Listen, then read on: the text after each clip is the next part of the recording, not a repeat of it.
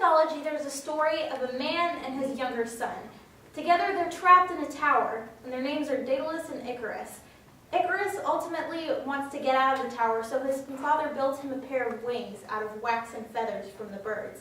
He tells Icarus not to fly too far low to the ocean so that the waves don't sweep him up, and not too far up to the sky so that the sun doesn't melt his wings.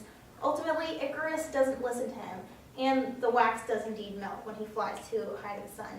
This ultimately connects to the topic that we've been given today, the government, and how we often see a lot of people becoming too full of themselves in the government.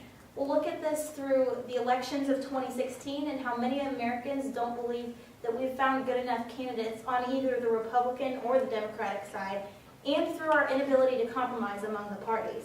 But first, let's look at the Chris Christie bridge scandal and how many Americans don't feel that Hillary Clinton is one of the best candidates for the Democratic Party.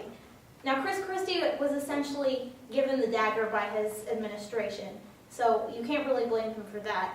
But the way that he's handled it hasn't made him look all that great, and therefore has allowed him to take a step down from his position that he would have taken as the front runner for the Republican Party.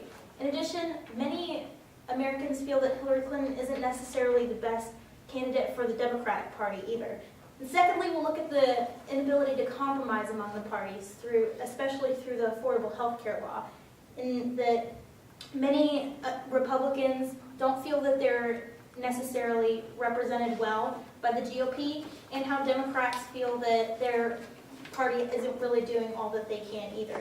The inability to compromise between these parties is what ultimately leads us back to our initial question, stating that our inability to compromise in the elections of 2016 are ultimately what are going to throw us off throughout the next few years.